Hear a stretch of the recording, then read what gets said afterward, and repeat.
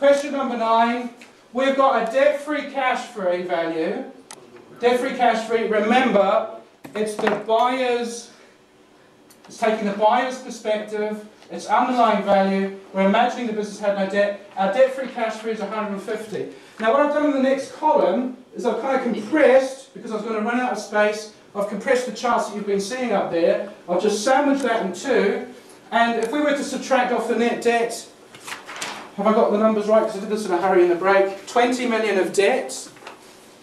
This is what the seller's going to get. This is your offer, Linklaters. This is what the seller of the business is going to get. Now, and this is really hard. This would be hard for a banker to do, this question. Now what we're turning our thoughts to is what's going on for the buyer. We know the buyer is looking at this value. We know the seller is going to net 130. But what's going on for the buyer when he's buying this business? And that's what I tried to put in this column here. And what the column says is the buyer is faced with refinancing or rolling over 20 million of existing debt. He's refinancing or he's rolling over 20 million of existing debt. Then, according to the question, you have to work this out. What he does is he goes to his banks and say, I'm buying this business, I want 80 million of debt over and above what the business has already got.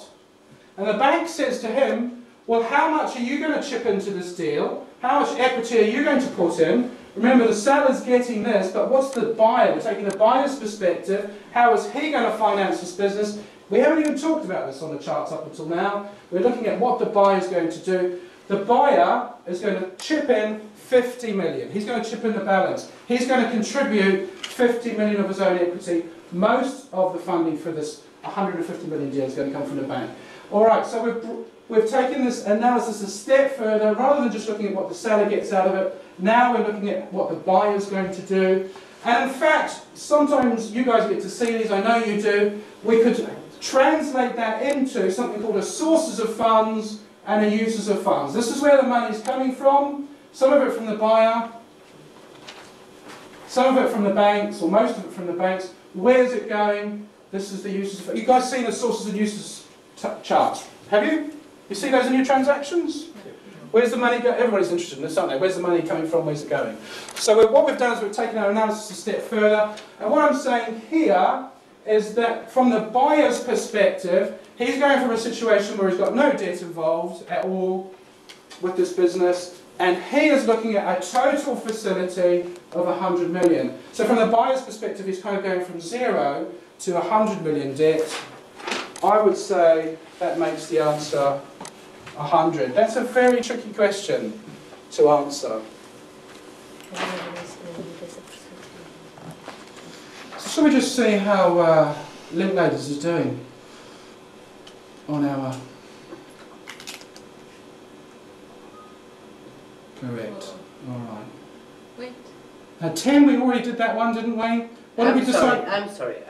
You have to explain me again. The extra debt.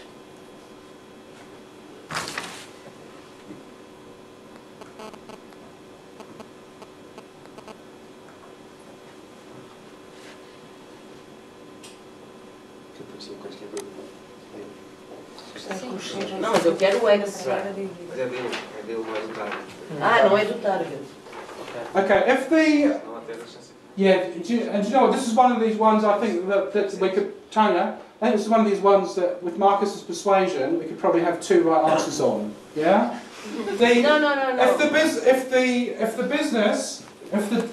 the debt was held within the business, let's imagine a business that's held on a standalone basis. Let's imagine this is some kind of non-recourse structure. I think your point probably is the extra debt for the business is 80 million. Yeah. Yeah? But what I'm on the question, and this is makes it kind of could go one way or the other. What's the extra debt for the purchaser? What's the extra debt for the purchaser? He's not just responsible for the 80. He's also responsible for the 20. Marcus said that it's for the purchaser, not for the target. So understood. Yeah. I'm not sure Marcus is always right on everything, but yeah, it's good. It's a good reading. Well done. All right, thanks, Marcus, for helping me out there. Any other questions? Because that is the toughest question that I could throw to any group of bankers.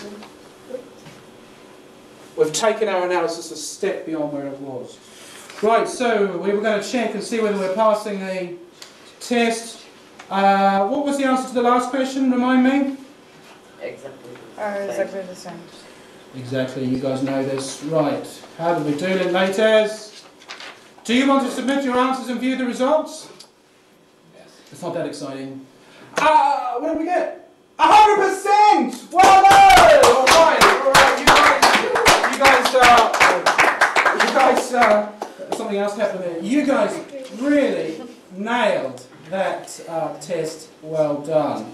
Alright, now I don't do that with all my groups on this course. George said, could you do a little bit of valuation? And he had to reel me back a bit. You know I can get quite excited on valuation. I think it's worth looking at that stuff once in your career as a lawyer, just to understand what's going on.